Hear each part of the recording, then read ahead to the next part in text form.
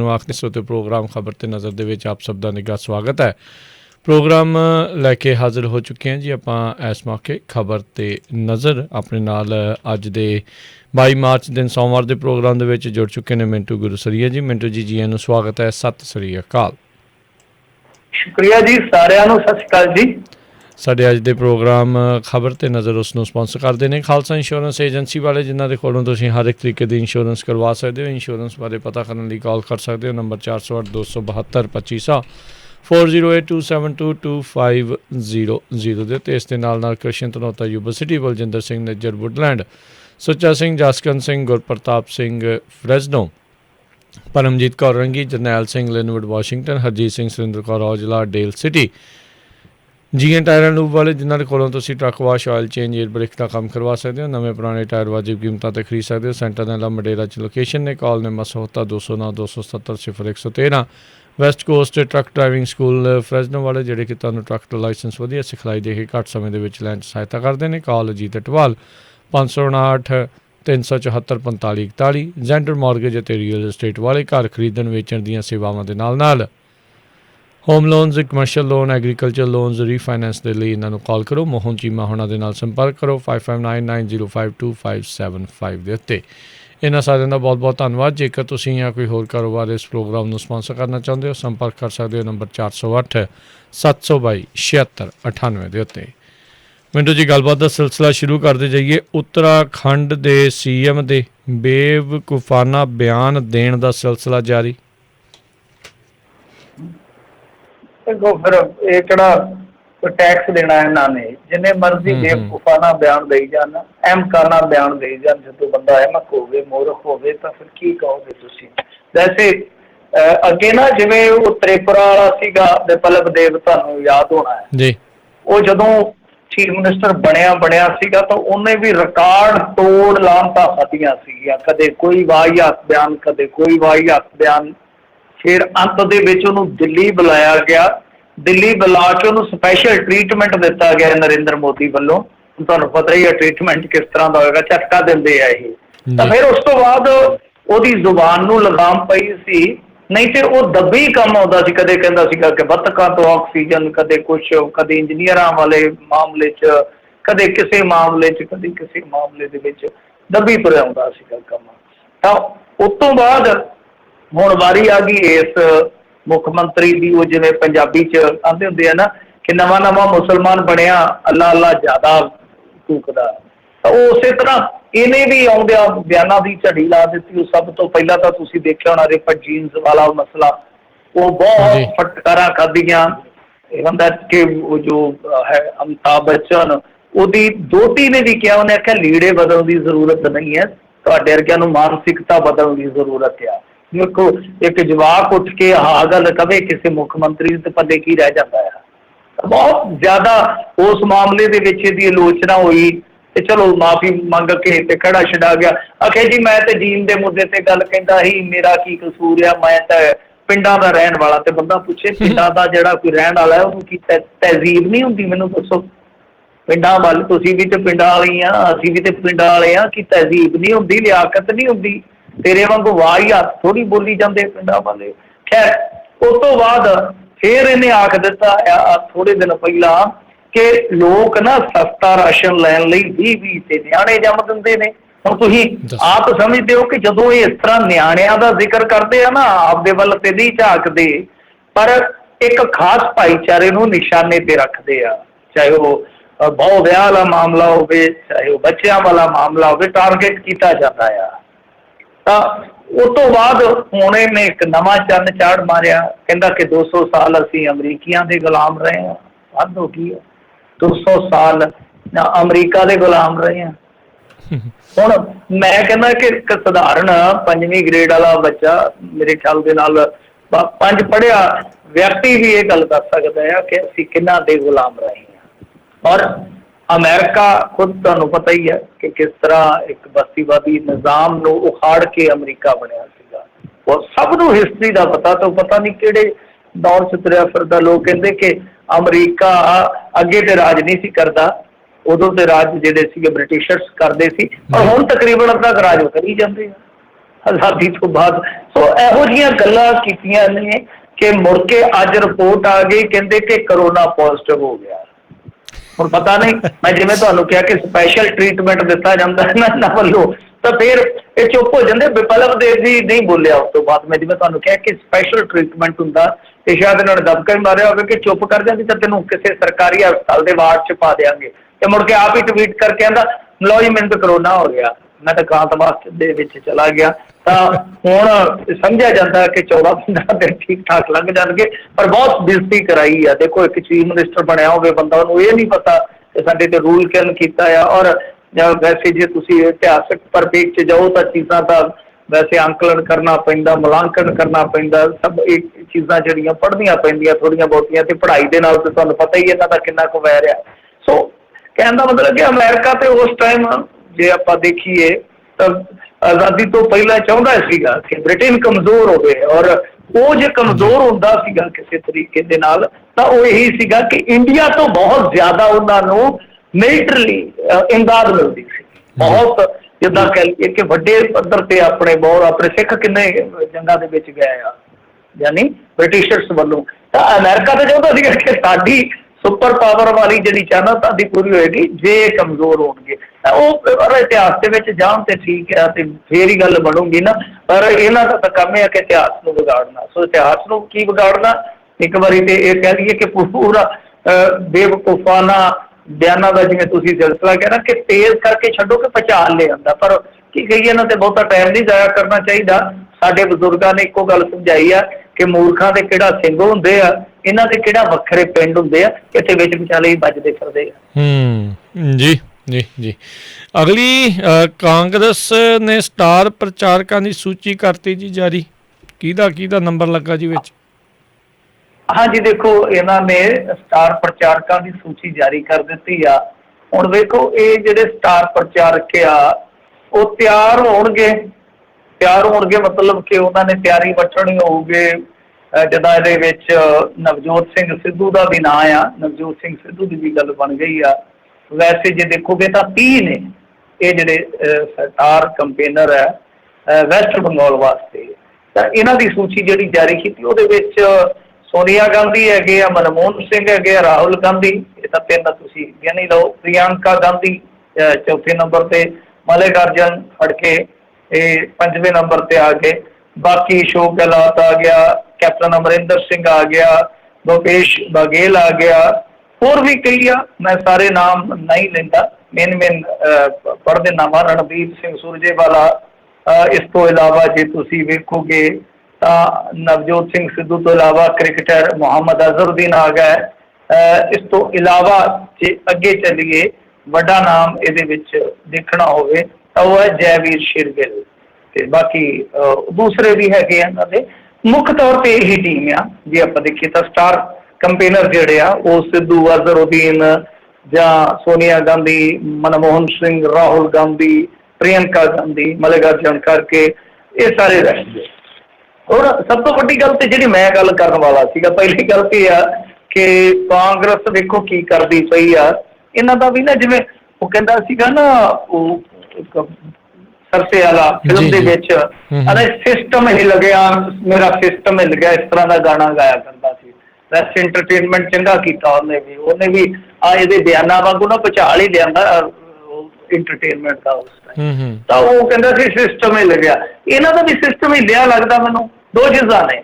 ਪਹਿਲਾਂ ਤਾਂ ਦੇਖੋ ਉੱਥੇ ਪ੍ਰਚਾਰ ਹੁੰਦੇ ਨੂੰ ਕਿੰਨੇ ਦਿਨ ਹੋ ਗਏ, ਤੁਸੀਂ ਕਿੰਨੇ ਦਿਨਾਂ ਤੋਂ ਦੇਖ ਰਹੇ ਹੋ। ਉੱਥੇ ਤੇ ਮਮਤਾ ਬਨਾਮ ਮੋਦੀ ਦਾ ਭੇੜ ਹੈ ਜਿਹੜਾ, ਉਹ ਕਹਿ ਲਓ ਕਿ ਇਸ ਵੇਲੇ ਲਾਟਾਂ ਛੱਡਣ ਤੇ ਰਿਹਾ ਜੀ। ਤੇ ਦੂਸਰੇ ਪਾਸੇ ਇਹਨਾਂ ਹਾਲੇ ਤਿਆਰੀ ਕਦੇ ਵਿੱਚ ਉਹਨਾਂ ਲੜਨਾ ਵੀ ਆ।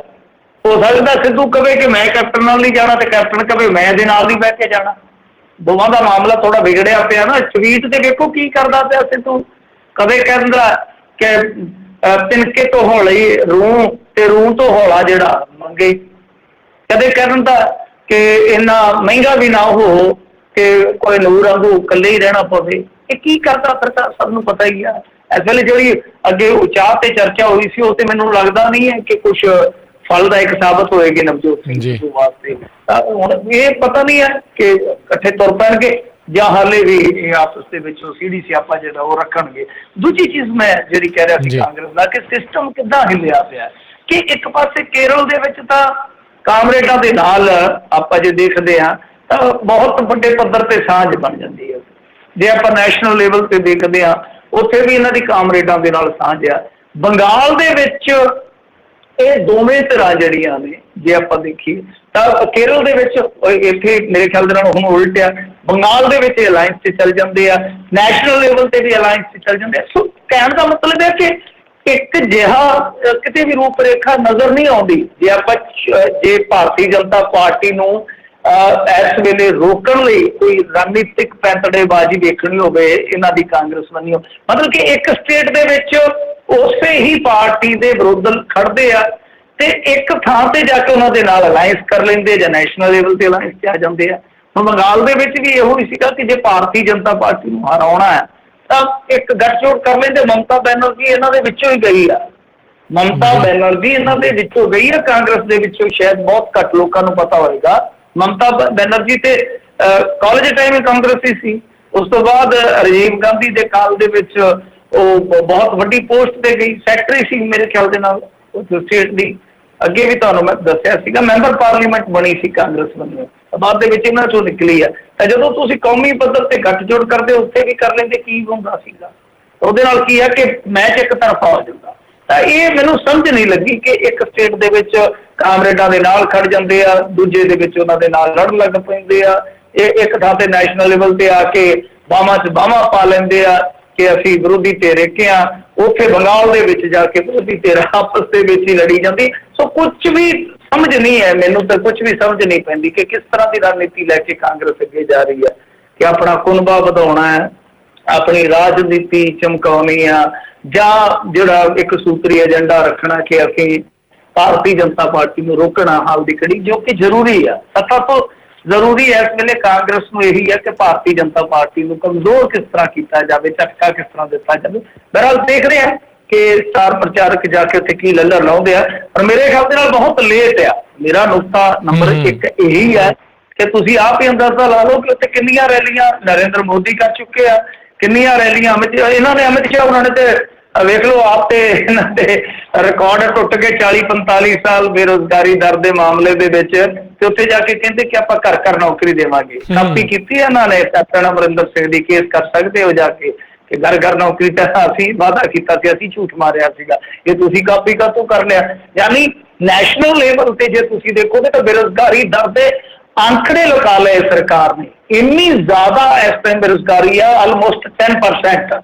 ਤਾਂ ਤੁਸੀਂ ਆਪ ਅੰਦਾਜ਼ਾ ਲਾ ਲਓ ਕਿ ਉੱਥੇ ਇਸ ਤਰ੍ਹਾਂ ਦੇ ਵਾਅਦੇ ਜਿਹੜੇ ਉਹ ਕੀਤੇ ਜਾ ਚੁੱਕੇ ਆ, ਉੱਥੇ ਖਾਣਾ ਪਕਾਇਆ ਜਾ ਚੁੱਕਾ, ਤੇ ਇਹਨਾਂ ਨੇ ਹਾਲੇ ਟਾਈਆਂ ਸ਼ਾਈਆਂ ਕੱਟਣੀਆਂ, ਬੂਟਾਂ ਦੇ ਫੀਤੇ ਫੂਤੇ ਬੰਨਣੇ ਆ, ਪੱਗਾਂ ਪੁੱਗਾਂ ਸਿੱਧੂ ਵਰਗਿਆਂ ਨੇ ਹਾਲੇ ਉਹ ਚਿੰਕੇ ਬੰਨਣੀਆਂ ਨੇ। ਉਸ ਤੋਂ ਬਾਅਦ ਇਹਨਾਂ ਨੇ ਸਟਾਰ ਪ੍ਰਚਾਰਕਾਂ ਨੇ ਪ੍ਰਚਾਰ ਕਰਨਾ, ਉਹ ਕਿੰਨਾ ਕੁ ਕਰਨਗੇ ਦੇਖ ਲੈਂਦੇ ਆ।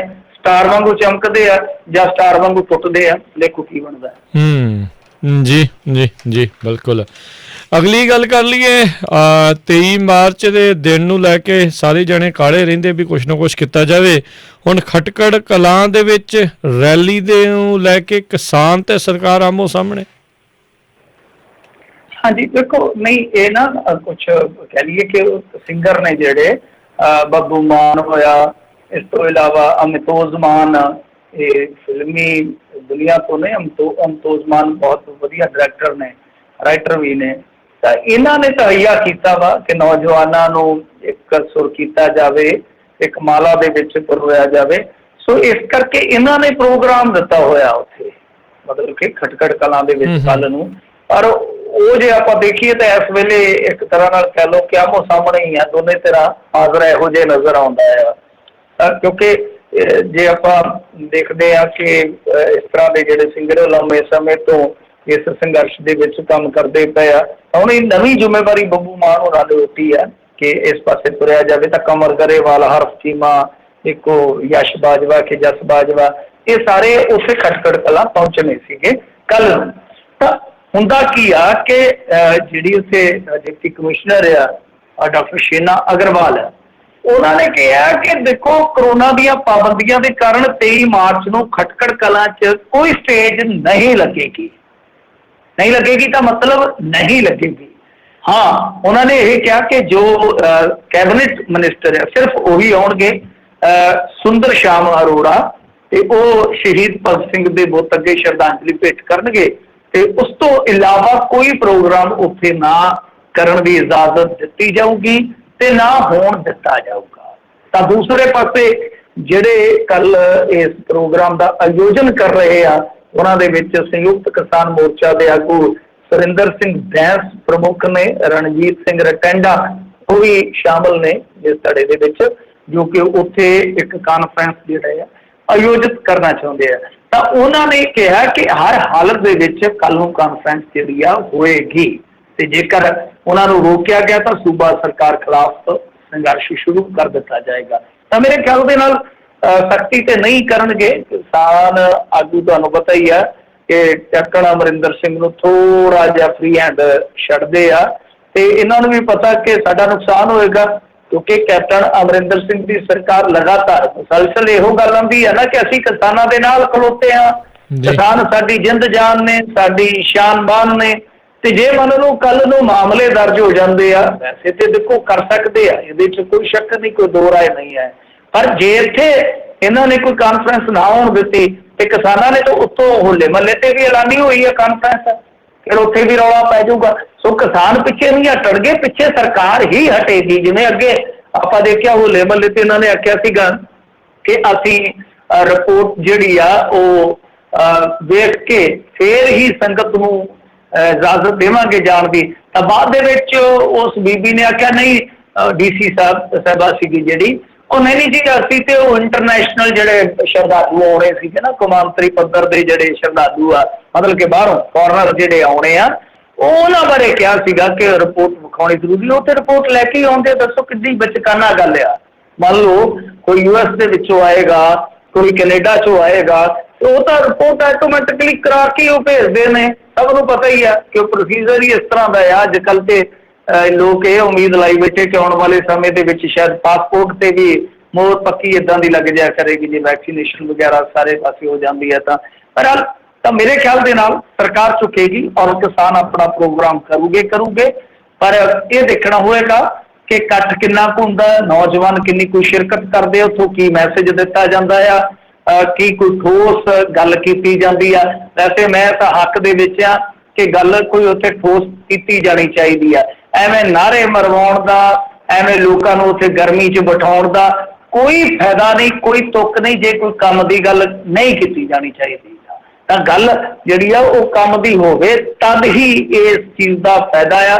ਨਹੀਂ ਤਾਂ ਜਿੰਨੀਆਂ ਮਰਜ਼ੀ ਮਹਾਪੰਚਾਇਤਾਂ ਕਰੀ ਜਾਓ, ਜਿੰਨੀਆਂ ਮਰਜ਼ੀ ਗੱਲਾਂ ਕਰੀ ਜਾਓ, ਸਟੇਜ ਤੋਂ ਜਿਹੜਾ ਉੱਥੇ ਬੁਲਾਰੇ ਬੋਲਦੇ ਆ ਨਾ, ਬਹੁਤਾ ਮੈਂ ਹੁਣ ਜਾਂਦਾ ਨਹੀਂ ਉਸ ਪਾਸੇ ਕਿ ਉਹ ਦੂਜੀਆਂ ਗੱਲਾਂ ਹੀ ਜ਼ਿਆਦੀਆਂ ਕਰ ਜਾਂਦੇ ਆ, ਇੱਕ ਦੂਜੇ ਦੇ ਵਿਰੁੱਧ ਜਾਂ ਆਪਣੇ ਆਪ ਨੂੰ ਚਮਕਾਉਣ ਵਾਲੀ ਗੱਲ ਜਾਂ ਆਪਣੀ ਜਥੇਬੰਦੀ ਨੂੰ, ਮਤਲਬ ਕਿ ਇੱਕ ਸਾਂਝਾ ਪ੍ਰੋਗਰਾਮ, ਠੋਸ ਪ੍ਰੋਗਰਾਮ ਜਿਹੜਾ ਦੇ ਕੇ ਵਧੀਆ ਗੱਲਾਂ ਕੀਤੀਆਂ ਜਾਣ, ਜਵਾਨੀ ਨੂੰ ਨਾਲ ਜੋੜਿਆ ਜਾਵੇ ਔਰ ਜਵਾਨੀ ਨੂੰ ਨਾਲ ਤੋਰਿਆ ਜਾਵੇ, ਬਾਂਹ ਫੜ ਕੇ ਉਹਨਾਂ ਦਾ ਮਾਰਗਦਰਸ਼ਨ ਕੀਤਾ ਜਾਵੇ।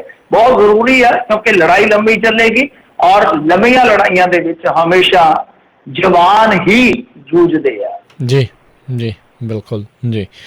ਅਗਲੀ ਗੱਲ ਕਰ ਲਈਏ, ਭਗਵੰਤ ਮਾਨ ਨੇ ਬੀਬਾ ਬਾਦਲ ਨੂੰ ਦਿੱਤਾ ਜਵਾਬ। ਹਾਂਜੀ, ਦੇਖੋ ਇਹ ਨਾ ਮਸਲਾ ਜਿਹੜਾ ਉਹ ਵੀ ਕਾਫੀ ਜ਼ਿਆਦਾ ਇਸ ਵੇਲੇ ਸਿਆਸਤ ਦੇ ਵਿੱਚ ਚਰਚਿਤ ਹੈ ਕਿ ਸੰਸਦ ਦੀ ਸਟੈਂਡਿੰਗ ਕਮੇਟੀ ਨੇ ਸਿਫਾਰਿਸ਼ ਕੀਤੀ ਸੀ ਜ਼ਰੂਰੀ ਵਸਤੂਆਂ ਵਾਲਾ ਜਿਹੜਾ ਕਾਨੂੰਨ ਹੈ, ਮਤਲਬ ਕਿ ਉਹਨੂੰ ਪ੍ਰੋੜਤਾ ਦਿੱਤੀ ਸੀਗੀ, ਹਦਾਇਤ ਕੀਤੀ ਸੀਗੀ ਕਿ ਹਾਂਜੀ ਇਹ ਕਾਨੂੰਨ ਹੈ ਜਿਹੜਾ ਅੱਛਾ ਆ।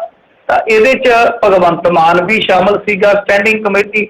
ਮੈਂ ਤੁਹਾਨੂੰ ਥੋੜ੍ਹੀ ਜਿਹੀ ਦੱਸ ਦਿੰਦਾ ਆ ਕਿ ਜਿਹੜੀਆਂ ਹੁੰਦੀਆਂ ਨਾ ਕਮੇਟੀਆਂ, ਵੈਸੇ ਤਾਂ ਇਹ 4 ਫਾਰਮੈਟ ਹੁੰਦੇ ਆ, ਐਡਹੌਕ ਕਮੇਟੀ ਹੋ ਗਈ, ਫਾਈਨੈਂਸ਼ੀਅਲ, ਇਸ ਤਰ੍ਹਾਂ 4 ਇਹਨਾਂ ਦੇ ਸਵਰੂਪ ਆ ਗਏ, ਮਤਲਬ ਕਿ 4 ਜਿੱਦਾਂ ਚਲ ਵਰਜ਼ਨ ਆ ਗਏ। ਤਾਂ 2 ਕਮੇਟੀਆਂ ਹੁੰਦੀਆਂ। ਇਹ ਜ਼ਰੂਰੀ ਹੈ ਤੁਹਾਡੇ ਵਾਸਤੇ ਜਾਣਨਾ ਕਿ ਲੋਕ ਸਭਾ ਤੇ ਰਾਜ ਸਭਾ ਦੇ ਮੈਂਬਰ ਮਿਲਾ ਕੇ ਕਮੇਟੀਆਂ ਬਣਦੀਆਂ। 2 ਤਰ੍ਹਾਂ ਦੀਆਂ ਕਮੇਟੀਆਂ ਬਣਦੀਆਂ, ਸਥਾਈ ਤੇ ਅਸਥਾਈ। ਸਥਾਈ ਦਾ ਭਾਵ ਜਿਵੇਂ ਸਟੈਂਡਿੰਗ ਕਮੇਟੀ ਹੈ, ਵੱਖ-ਵੱਖ ਮੁੱਦਿਆਂ ਨੂੰ ਲੈ ਕੇ, ਵੱਖ-ਵੱਖ ਮਹਿਕਮਿਆਂ ਨੂੰ ਲੈ ਕੇ, ਵੱਖ-ਵੱਖ ਕੰਮਾਂ ਕਾਰਾਂ ਨੂੰ ਲੈ ਕੇ, ਕਿਉਂਕਿ ਲੋਕ ਸਭਾ ਸਾਰੇ ਕੰਮ ਨਹੀਂ ਕਰ ਸਕਦੀ, ਤਾਂ ਕਮੇਟੀਆਂ ਬਣਾ ਦਿੱਤੀਆਂ ਜਾਂਦੀਆਂ, ਵੰਡ ਕੇ ਕੰਮ ਦੇ ਦਿੱਤਾ ਜਾਂਦਾ।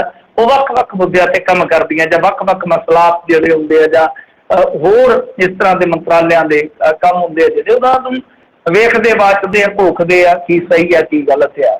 ਤੇ ਇਹ ਜਿਹੜੀਆਂ ਅਸਥਾਈ ਕਮੇਟੀਆਂ ਦੇ, ਅਸਥਾਈ ਤੋਂ ਭਾਵ ਕੀ ਆ ਕਿ ਜਿੱਦਾਂ ਮੰਨ ਲਓ ਕੋਈ ਆ ਗਿਆ ਮਸਲਾ ਡਿਫੈਂਸ ਨਾਲ ਜੁੜਿਆ ਆ ਗਿਆ, ਤਾਂ ਉਹ ਇੱਕ ਤਰ੍ਹਾਂ ਨਾਲ ਕਹਿ ਲਓ ਕਿ ਇੱਕ ਘਟਨਾ ਹੈ, ਉਸ ਘਟਨਾ ਦਾ ਉਹਨਾਂ ਨੇ ਨਿਰੀਖਣ ਕਰਨਾ ਕਿ ਸਹੀ ਹੈ ਕੀ ਗਲਤ ਆ, ਤਾਂ ਉਹ ਬਸ ਘਟਨਾ ਵਾਸਤੇ ਹੀ ਹੈ। ਤਾਂ ਉਹ ਕੀ ਹੋ ਗਈ ਅਸਥਾਈ ਤੇ ਸਥਾਈ ਕਮੇਟੀ, ਜਿਵੇਂ ਮੈਂ ਕਿਹਾ ਕਿ ਜੋ ਵੱਖ-ਵੱਖ ਕੰਮ ਜਿਹੜੇ ਆ ਲਿਖੇ ਲੱਗਦੇ ਆ ਉਹ ਕਰਦੀ ਰਹਿੰਦੀ ਹੈ। ਤਾਂ ਇਸ ਤਰ੍ਹਾਂ ਇੱਕ ਆ ਗਈ ਸਥਾਈ ਤੇ ਇੱਕ ਅਸਥਾਈ।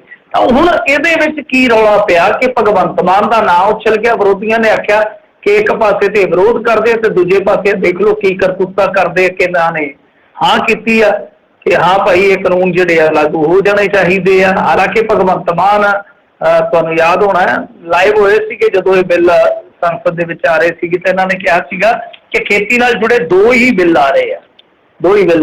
ਤਾਂ ਮੈਂ ਉਸ ਸਮੇਂ ਵੀ ਭਗਵੰਤ ਮਾਨ ਹੋਰਾਂ ਨੂੰ ਕੰਡੈਮ ਕੀਤਾ ਸੀਗਾ ਕਿ ਬਿੱਲ 3 ਖੇਤੀ ਨਾਲ ਹੀ ਜੁੜੇ ਆ। ਅਸਲ ਦੇ ਵਿੱਚ ਖੇਤੀ ਨਾਲ ਤੇ ਜੁੜਿਆ ਕੋਈ ਵੀ ਬਿੱਲ ਨਹੀਂ, ਵਪਾਰ ਨਾਲ ਹੀ ਜੁੜਿਆ। ਪਰ ਵਪਾਰ ਨੂੰ ਜੋੜਿਆ ਕਿਹਦੇ ਨਾਲ ਜਾ ਰਿਹਾ? ਖੇਤੀ ਉਤਪਾਦਾਂ ਦੇ ਨਾਲ। ਸੋ ਇਹ ਖੇਤੀ ਉਤਪਾਦਾਂ ਦੇ ਨਾਲ ਹੀ ਜੁੜਿਆ ਮਸਲਾ ਸੀ, ਜ਼ਰੂਰੀ ਵਸਤੂਆਂ ਵਾਲਾ। ਤਾਂ ਇਹਦੇ ਵਿੱਚ ਹੁਣ ਕੀ ਆ ਕਿ ਜਦੋਂ ਘੇਰਿਆ ਗਿਆ ਬਾਦਲਾਂ ਦਾ ਪਰਿਵਾਰ, ਵੀ ਤੁਹਾਨੂੰ ਪਤਾ ਹੀ ਹੈ ਕਿ ਭਗਵੰਤ ਮਾਨ ਵਾਲਾ ਮਸਲਾ ਕਿਤੇ ਜਾਣ ਨਹੀਂ ਦਿੰਦਾ ਸੁੱਕਾ, ਉਹਨਾਂ ਨੇ ਵੀ ਜਦੋਂ ਇਹਨਾਂ ਨੂੰ ਘੇਰਿਆ ਤਾਂ ਇਸ ਤੇ ਭਗਵੰਤ ਮਾਨ ਨੇ ਜਵਾਬ ਦਿੱਤਾ, ਸਪਸ਼ਟੀਕਰਨ ਦਿੱਤਾ। ਉਹ ਕਹਿੰਦੇ ਆ ਕਿ ਦੇਖੋ ਜਿਹੜੇ ਹੁਣ ਤੱਕ ਕਾਲੇ ਕਾਨੂੰਨਾਂ ਦਾ ਗੁਣਗਾਨ ਕਰਦੇ ਨਹੀਂ ਥੱਕਦੇ ਸੀ, ਹੁਣ ਵਿਰੋਧ ਕਰਨ ਵਾਲਿਆਂ ਨੂੰ ਬਦਨਾਮ ਕਰਨ ਲਈ ਝੂਠ ਬੋਲ ਕੇ ਕਿਸਾਨ ਹਤੈਸ਼ੀ ਬਣਨ ਦੀ ਕੋਸ਼ਿਸ਼ ਕਰ ਰਹੇ ਹਨ। ਤਾਂ ਉਹਨਾਂ ਨੇ ਮਤਲਬ ਕਿ ਇਸ ਗੱਲ ਦਾ ਜਵਾਬ ਦਿੱਤਾ। ਉਹਨਾਂ ਨੇ ਆਖਿਆ ਕਿ ਦੇਖੋ ਇਸ ਸਟੈਂਡਿੰਗ ਕਮੇਟੀ ਦੇ ਵਿੱਚ 31 ਮੈਂਬਰ ਸ਼ਾਮਲ ਸਨ। ਬਿਲਕੁਲ ਇਹ ਗੱਲ ਸਹੀ ਆ, ਕਿਉਂਕਿ ਪਹਿਲਾਂ 45 ਮੈਂਬਰ ਹੋਇਆ ਕਰਦੇ ਸੀਗੇ। ਕੁਝ ਸਮਾਂ ਪਹਿਲਾਂ ਇਹਨਾਂ ਦੀ ਗਿਣਤੀ ਕਟੌਤੀ ਕਰਕੇ 31 ਕਰ ਦਿੱਤੀ ਗਈ ਸੀ, ਜਿਹਦੇ ਵਿੱਚ 21 ਹੁੰਦੇ ਆ ਲੋਕ ਸਭਾ ਤੋਂ, 10 ਹੁੰਦੇ ਆ ਰਾਜ ਸਭਾ ਤੋਂ। ਸੋ ਇਹ ਫਾਰਮੈਟ ਹੁੰਦਾ। ਬਿਲਕੁਲ ਇਹਨਾਂ ਦੀ ਗੱਲ ਸਹੀ ਹੈ। ਤਾਂ ਉਹ ਕਹਿੰਦੇ ਕਿ ਇਸ 'ਚ ਸਭ ਤੋਂ ਵੱਧ NDA ਨਾਲ ਸੰਬੰਧਿਤ ਮੈਂਬਰ ਸ਼ਾਮਲ ਸੀ, ਤੇ ਉਹਨਾਂ ਨੇ ਕਿਹਾ ਕਿ ਜਿੰਨੇ NDA ਦੇ ਵਿਰੋਧੀ ਸੀਗੇ ਸਾਰਿਆਂ ਦਲਾਂ ਨੇ ਹੀ ਇਹਦਾ ਵਿਰੋਧ ਕੀਤਾ। ਤਾਂ ਠੀਕ ਆ, ਇਹਨਾਂ ਨੇ ਆਪਣਾ ਪੱਖ ਰੱਖ ਦਿੱਤਾ, ਔਰ ਇਹ ਗੱਲਾਂ ਜੇ ਆਪਾਂ ਫੈਕਚੁਅਲੀ ਦੇਖੀਏ ਤਾਂ ਸਹੀ ਵੀ ਹੈਗੀਆਂ। ਪਰ ਮਸਲਾ ਇਹ ਆ ਕਿ ਤੁਹਾਨੂੰ ਆਪਣੀ ਨੋਟਿੰਗ ਵਗੈਰਾ ਜੋ ਵੀ ਤੁਸੀਂ ਕੀਤੀ ਆ ਉਹ ਡਾਕੂਮੈਂਟ ਦਿਖਾਉਣਾ ਚਾਹੀਦਾ। ਹੁਣ ਮੂੰਹ ਜ਼ਬਾਨੀ ਤਾਂ ਉਹ ਵੀ ਕਹਿੰਦੇ ਆ, ਵੀ ਬਾਦਲ ਹੋਰੀ ਵੀ ਕਹਿੰਦੇ ਆ ਕਿ ਦੇਖੋ ਜੀ ਅਸੀਂ ਉੱਥੇ ਇਤਰਾਜ਼ ਜਤਾਇਆ ਸੀ, ਅਸੀਂ ਨੋਟਿੰਗ ਦੀ ਲਿਖੀ ਆ। ਹਾਲਾਂਕਿ ਉਹਨਾਂ ਨੇ ਪਾਰਲੀਮੈਂਟ ਦੇ ਵਿੱਚ ਦਿਖਾਈ ਵੀ ਸੀਗੀ, ਸਭ ਨੂੰ ਯਾਦ ਹੋਣੀ ਹੈ ਕਿ ਅਸੀਂ ਨੋਟਿੰਗ ਕੀਤੀ ਆ। ਸੋ ਉਵੇਂ ਹੀ ਭਗਵੰਤ ਮਾਨ ਨੂੰ ਸਾਫ਼ ਕਰਨਾ ਚਾਹੀਦਾ, ਕਿਉਂਕਿ ਦੇਖੋ ਅੱਗੇ ਵੀ ਇਹਨਾਂ ਤੇ ਦੋਸ਼ ਇਹ ਲੱਗਦਾ ਕਿ ਦਿੱਲੀ ਦੇ ਵਿੱਚ ਇਹਨਾਂ ਨੇ ਸਭ ਤੋਂ ਪਹਿਲਾਂ ਕਾਨੂੰਨ ਨੋਟੀਫਾਈਡ ਕਰ ਦਿੱਤੇ। ਤਾਂ ਹੁਣ ਫਿਰ ਇੱਕ ਵਾਰੀ ਇਸ ਕਮੇਟੀ ਵਾਲੇ ਮਸਲੇ ਦੇ ਵਿੱਚ ਘਿਰਿਆ। ਤਾਂ ਮੇਰੇ ਖਿਆਲ ਦੇ ਨਾਲ ਜੇ ਗੱਲ ਰੱਖਣੀ ਆ ਤਾਂ ਤਥਾਤਮਕ ਤੌਰ ਤੇ ਪੂਰੀ ਗੱਲ ਜਿਹੜੀ ਆ ਭਗਵੰਤ ਮਾਨ ਨੂੰ ਰੱਖਣੀ ਚਾਹੀਦੀ ਹੈ ਕਿ ਆਹ ਚੀਜ਼ ਮੈਂ ਉੱਥੇ ਲਿਖੀ ਸੀਗੀ, ਉਹਦਾ ਵੇਰਵਾ, ਉਹਦਾ ਬਿਊਰੋ ਤੇ ਤੁਹਾਨੂੰ ਪਤਾ ਹੀ ਹੈ ਕਿ ਸਾਰਾ ਰਿਕਾਰਡ ਤੇ ਹੋਏਗਾ ਹੀ। ਜੀ ਜੀ ਬਿਲਕੁਲ। ਉਗਰਾਹਾਂ ਹੁਣਾਂ ਨੂੰ ਕਹਿੰਦੇ ਮਿਲੀ ਛੁੱਟੀ। ਹਾਂਜੀ ਦੇਖੋ, ਵੈਸੇ ਇਹਨਾਂ ਨੂੰ ਕਰੋਨਾ ਹੋਇਆ ਸੀਗਾ। ਕਮਾਲ ਦੀ ਗੱਲ ਹੈ ਕਿ ਜਿੱਦਣ ਇਹਨਾਂ ਨੂੰ ਕਰੋਨਾ ਹੋਇਆ ਉਦੋਂ 2 ਵੱਡੇ ਆਗੂਆਂ ਦੇ ਕਿਸਾਨਾਂ ਦੇ ਬਿਆਨ ਸੀਗੇ ਜਿਹੜੇ ਉਹ ਕਰੋਨਾ ਨੂੰ ਲੈ ਕੇ ਸੀਗਾ ਕਿ ਫਰੋਡ ਹੈ, ਮਤਲਬ ਕਿ ਕਰੋਨਾ ਬਿਲਕੁਲ ਫਰੋਡ ਹੈ। ਗੁਰਨਾਮ ਸਿੰਘ ਚੜੂਨੀ ਬੋਲੇ ਸੀ ਇੱਕ ਤਾਂ ਕਿ ਗੌਰਮੈਂਟ ਜਿਹੜੀ ਆ ਬਿਲਕੁਲ ਕਰੋਨਾ ਦੇ ਨਾਂ ਤੇ ਠੱਗੀ ਕਰ ਰਹੀ ਆ। ਦੂਜੇ ਪਾਸੇ ਇੱਕ ਹੋਰ ਕਿਸਾਨ ਆਗੂ ਬੋਲੇ ਸੀਗੇ। ਤਾਂ ਉਸੇ ਦਿਨ ਖਬਰ ਆਈ ਸੀਗੀ ਕਿ ਜੋਗਿੰਦਰ ਸਿੰਘ ਉਗਰਾਹਾਂ ਨੂੰ ਕਰੋਨਾ ਹੋ ਗਿਆ ਤੇ ਉਹਨਾਂ ਨੂੰ ਹਸਪਤਾਲ ਦੇ ਵਿੱਚ ਦਾਖਲ ਕਰਵਾਇਆ ਗਿਆ ਸੀਗਾ। ਤਾਂ ਹੁਣ ਉਹਨਾਂ ਨੂੰ ਛੁੱਟੀ ਮਿਲ ਗਈ ਆ। ਮੇਰੇ ਖਿਆਲ ਦੇ ਨਾਲ ਦੇਰ ਸ਼ਾਮ ਉਹ ਆਪਣੇ ਘਰੇ ਪਹੁੰਚ ਗਏ ਹੋਣੇ ਆ, ਕਿਉਂਕਿ ਹਸਪਤਾਲ 'ਚ ਛੁੱਟੀ ਉਹਨਾਂ ਨੂੰ ਸ਼ਾਮੀ ਮਿਲ ਗਈ ਸੀਗੀ। ਤਾਂ ਸਿਹਤ ਉਹਨਾਂ ਦੀ ਠੀਕ ਆ, ਵਧੀਆ। ਹੁਣ ਤਾਂ ਕਹਿ ਸਕਦੇ ਤੁਸੀਂ ਕਿ ਨੋਰਮਲ ਹੀ ਆ। ਸੋ ਕੁਛ ਦਿਨ ਤੇ ਮੈਨੂੰ ਲੱਗਦਾ ਕਿ ਉਹਨਾਂ ਨੂੰ ਰੈਸਟ ਜਿਹੜੀ ਆ ਉਹ ਕਰਨੀ ਪਊਗੀ, ਤੇ ਉਸ ਤੋਂ ਬਾਅਦ ਫਿਰ ਉਹ ਆਪਣੇ ਕੰਮ ਤੇ ਲੱਗ ਸਕਦੇ ਆ। ਕੰਮ ਤੁਹਾਨੂੰ ਪਤਾ ਹੀ ਐਜੂਕੇਸ਼ਨ ਦਾ ਹੈ। ਪਰ ਮੇਰੇ ਖਿਆਲ ਦੇ ਨਾਲ ਦੇਖੋ ਇਹ ਕਹਿਣਾ ਵੀ ਗਲਤ ਆ ਕਿ ਬਿਮਾਰੀ ਨਹੀਂ ਹੈਗੀ, ਬਿਮਾਰੀ ਹੈਗੀ ਆ, ਪਰ ਬਿਮਾਰੀ ਦੇ ਨਾਂ ਤੇ ਇੰਡੀਆ ਦੇ ਵਿੱਚ ਫਰੋਡ ਹੈਗਾ, ਇਹ ਸੱਚ ਆ, ਇਹ ਹਕੀਕਤ ਆ। ਪਰ ਹੁਣ ਇਹ ਦੇਖਣਾ ਹੋਏਗਾ ਕਿ ਕੱਲ ਨੂੰ 23 ਨੂੰ ਇੱਕ ਪ੍ਰੋਗਰਾਮ ਹੈ ਇਹਨਾਂ ਦਾ, 26 ਨੂੰ ਬੰਦ ਦੀ ਕਾਲ ਆ, 28 ਨੂੰ ਕਾਨਫਰੰਸ ਆ, ਮਤਲਬ ਕਿ ਜਿਹੜੇ 15-20 ਦਿਨ ਆ ਆਪਣੇ ਪੰਜਾਬ ਦੇ, ਜੇ ਆਪਾਂ ਪੱਖ ਤੋਂ ਲੈਂਦੇ ਆ ਕਿ 10-15 ਦਿਨ, ਹਾਰਡਲੀ 20 ਦਿਨ ਆ, ਕਿ ਇਹਨਾਂ 20 ਦਿਨਾਂ ਦੇ ਵਿੱਚ ਪੰਜਾਬ ਦੇ ਅੰਦਰ ਜੋ ਇੱਕ ਕਹਿ ਲਓ ਕਿ ਥੋੜਾ ਬਹੁਤਾ ਪਾਟਕ ਹੈ, ਜਾਂ ਕਹਿ ਲਓ ਕਿ ਪੈਦਾ ਜ਼ਿਆਦਾ ਕਰ ਦਿੱਤਾ ਗਿਆ ਜਾਂ ਵਿਖਾਇਆ ਜ਼ਿਆਦਾ ਗਿਆ, ਕਿ ਉਸ ਨੂੰ ਮੇਟਿਆ ਜਾਏਗਾ ਪੂਰਨ ਤੌਰ ਤੇ, ਜਾਂ ਇੱਕ ਐਸਾ ਪ੍ਰੋਗਰਾਮ ਜਿਹੜਾ ਉਲੀਕ ਕੇ ਐਸਾ ਪ੍ਰੋਗਰਾਮ ਅੰਜਾਮ ਦੇ ਕੇ ਸਾਬਤ ਕਰ ਦਿੱਤਾ ਜਾਏਗਾ ਕਿ ਹਾਂ ਭਾਈ ਪੰਜਾਬ ਦੀ ਜਵਾਨੀ ਜਾਂ ਪੰਜਾਬੀ ਪੂਰੀ ਤਰ੍ਹਾਂ ਇਸ ਅੰਦੋਲਨ ਦੇ ਵਿੱਚ ਅੱਜ ਵੀ ਹੈਗੇ ਸ਼ਾਮਲ। ਕਿਉਂਕਿ ਤੁਹਾਨੂੰ ਇਮਤਿਹਾਨ 'ਚ ਗੁਜ਼ਰਨਾ ਇਸ ਕਰਕੇ ਪਵੇਗਾ, ਜਿਹੜੀਆਂ ਪਾਰਟੀਆਂ ਉਹਨਾਂ ਨੇ ਆਪਣੇ ਕਾਡਰ ਨੂੰ ਸੀਟੀ, ਉਹ ਜਿਵੇਂ ਗਾਣਾ ਸੀ ਨਾ, ਸੀਟੀ ਮਾਰ ਕੇ ਬੁਲਾਉਣੋਂ ਹਟ ਜਾ, ਉਹ ਸੀਟੀ ਮਾਰ ਕੇ ਉਹਨਾਂ ਨੇ ਬੁਲਾ ਲਿਆ ਕਾਡਰ।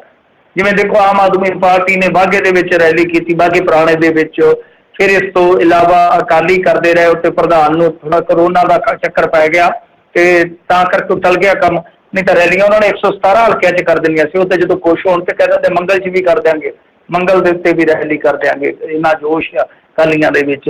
ਕਾਂਗਰਸੀਆਂ ਵੀ ਮੈਦਾਨ 'ਚ ਉਤਰਨਾ ਸੀਗਾ, ਬਹਰਹਾਲ 31 ਮਾਰਚ ਤੱਕ ਰੁਕਿਆ।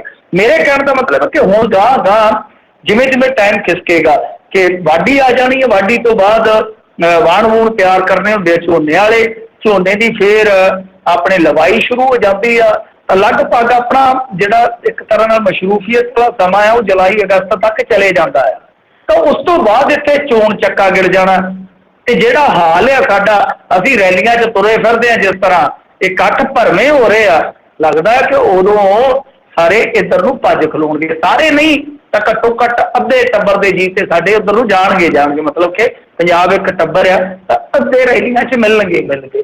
ਸੋ ਉਸ ਤੋਂ ਪਹਿਲਾਂ ਕਿਸਾਨ ਸੰਘਰਸ਼ ਦੇ ਵਿੱਚ ਕਿਸ ਤਰ੍ਹਾਂ ਦੀ ਰੂਪ ਰੇਖਾ ਜਿਹੜੀ ਉਲੀਕ ਕੇ ਕਿਸ ਤਰ੍ਹਾਂ ਦਾ ਪ੍ਰੋਗਰਾਮ ਦਿੱਤਾ ਜਾਂਦਾ, ਕਿਸ ਤਰ੍ਹਾਂ ਦੀ ਇੱਕ ਰਣਨੀਤੀ ਬਣਾਈ ਜਾਂਦੀ ਆ ਕਿ ਇਹਨਾਂ ਸਾਰੀਆਂ ਚੀਜ਼ਾਂ ਤੋਂ, ਮਤਲਬ ਕਿ ਜੇ ਆਪਾਂ ਦੇਖੀਏ ਵੀ ਇਹਨਾਂ ਸਾਰੀਆਂ ਚੀਜ਼ਾਂ ਤੋਂ ਪਰੇ ਇੱਕ ਐਸਾ ਪ੍ਰੋਗਰਾਮ ਵੀ ਦਿੱਤਾ ਜਾਵੇ ਜਿਹੜਾ ਕਿ ਉਸ ਸੰਘਰਸ਼ ਨੂੰ ਵੀ ਕਮਜ਼ੋਰ ਜਾਂ ਪੇਤਲਾ ਨਾ ਪੈਣ ਦੇਵੇ, ਜਿਹੜਾ ਰੋਟੀ ਨਾਲ ਜੁੜਿਆ। ਕਿਉਂਕਿ ਜੇ ਤੁਹਾਡੇ ਕੋਲ ਰੋਟੀ ਆ, ਪੇਟ ਨਾ ਪਈਆਂ ਰੋਟੀਆਂ ਤਾਂ ਸਭੇ ਗੱਲਾਂ ਖੋਟੀਆਂ, ਤਾਂ ਹੀ ਸਭ ਕੁਛ ਹੈ, ਤਾਂ ਹੀ ਸਾਰੀਆਂ ਗੱਲਾਂ। ਤੇ ਜੇ ਰੋਟੀ ਵਾਲਾ ਮਸਲਾ ਹਰ ਗਿਆ ਤੇ ਫਿਰ ਤੇ ਕਹਿ ਲਓ ਕਿ ਪੀੜ੍ਹੀਆਂ ਵੀ ਮਾਫ ਨਹੀਂ ਕਰਨਗੀਆਂ। ਰਾਜਨੀਤੀ ਤਦ ਹੀ ਹੈ ਜੇ ਰਿਜ਼ਕ ਆ। ਸੋ ਦੇਖਦੇ ਹਾਂ ਕਿ ਕਿਸਾਨ ਜਿਹੜੀ ਇਸ ਵੇਲੇ ਐਜੀਟੇਸ਼ਨ ਆ ਉਹਦੀ ਜਿਹੜੀ ਲੀਡ ਕਰਨ ਵਾਲੀ ਕਲਾਸ ਹੈ, ਜਿਹੜੀ ਲੀਡਰਸ਼ਿਪ ਹੈ ਜਿਹੜੀ, ਉਹ ਇਸ ਇਮਤਿਹਾਨ 'ਚੋਂ ਕਿਸ ਤਰ੍ਹਾਂ ਗੁਜ਼ਰਦੀ ਆ। ਤਾਂ ਮੇਰੇ ਲਈ ਇਹ ਜਾਣਨਾ ਹੁਣ ਬੜਾ ਉਤਸੁਕਤਾ ਵਾਲਾ ਕੰਮ ਆ ਕਿ ਕਿਸ ਤਰ੍ਹਾਂ ਦਾ ਨਤੀਜਾ ਰਹੇਗਾ। ਮੋਦੀ ਸਰਕਾਰ ਨਾਲ ਟੱਕਰ ਜਾਂ ਫਲਾ ਟਮਕਾ, ਉਹ ਚੀਜ਼ਾਂ ਠੀਕ ਨੇ, ਉਹ ਤਾਂ ਮੋਦੀ ਸਰਕਾਰ ਬਹੁਤ ਜ਼ਿਆਦਾ ਬੈਕਫੁੱਟ ਤੇ ਹਾਲ ਦੀ ਕੜੀ ਜੇ ਤੁਸੀਂ ਦੇਖੋਗੇ। ਪਰੰਤੂ ਆਹ ਜਿਹੜਾ ਮਸਲਾ ਹੈ ਪੰਜਾਬ ਨਾਲ ਜੁੜਿਆ ਕਿ ਪੰਜਾਬ ਨੂੰ ਇਹਨਾਂ ਸਾਰੇ, ਜਿਵੇਂ ਮੈਂ ਤੁਹਾਨੂੰ ਦੱਸਿਆ, ਇਹਨਾਂ ਸਾਰੇ ਚੱਕਰਾਂ ਦੇ ਨਾਲ ਐਜੂਕੇਸ਼ਨ ਨਾਲ ਵੀ ਬੰਨ੍ਹ ਕੇ ਰੱਖਣਾ, ਇਹ ਬਹੁਤ ਵੱਡਾ ਚੈਲੰਜ ਹੋਏਗਾ ਇਹਨਾਂ ਤਰ੍ਹਾਂ ਵਾਸਤੇ। ਜੀ ਤੇ ਮਿੰਟੂ ਜੀ, ਨਿਹੰਗ ਸਿੰਘਾਂ ਦੇ ਮਾਮਲੇ ਦੇ ਵਿੱਚ ਕੀ ਇਸ ਦੇ ਵਿੱਚ ਅਪਡੇਟ ਸੁਣਨ ਚ ਆਇਆ? ਮੈਜਿਸਟ੍ਰੇਟ ਜਾਂਚ ਹੋਵੇਗੀ? ਦੇਖੋ, ਮੈਜਿਸਟ੍ਰੇਟ ਜਾਂਚ ਤੇ ਹੋਣੀ ਹੁੰਦੀ ਹੈ ਹਰੇਕ ਕੇਸ ਦੀ। ਕੀ ਹੈ ਕਿ ਸੁਪਰੀਮ ਕੋਰਟ ਦੀ ਗਾਈਡਲਾਈਨ ਆ, ਸੁਪਰੀਮ ਕੋਰਟ ਦੀ ਗਾਈਡਲਾਈਨ ਦੇ ਮੁਤਾਬਕ ਜਦੋਂ ਵੀ ਕੋਈ ਐਨਕਾਊਂਟਰ ਹੁੰਦਾ ਹੈ, ਵੈਸੇ ਮੈਂ ਤੁਹਾਨੂੰ ਦੱਸ ਦੇਵਾਂ ਤੁਹਾਡੀ ਜਾਣਕਾਰੀ ਲਈ, ਐਨਕਾਊਂਟਰ ਸ਼ਬਦ ਇੰਡੀਆ ਦੇ ਸੰਵਿਧਾਨ 'ਚ ਨਹੀਂ ਹੈਗਾ ਜੀ। ਐਨਕਾਊਂਟਰ ਸ਼ਬਦ ਹੈ ਜਿਹੜਾ ਉਹ ਪੁਲਸੀਆ ਭਾਸ਼ਾ ਦੇ ਵਿੱਚ ਯਾਨੀ ਮੁਕਾਬਲੇ ਨੂੰ ਕਿਹਾ ਜਾਂਦਾ ਹੈ।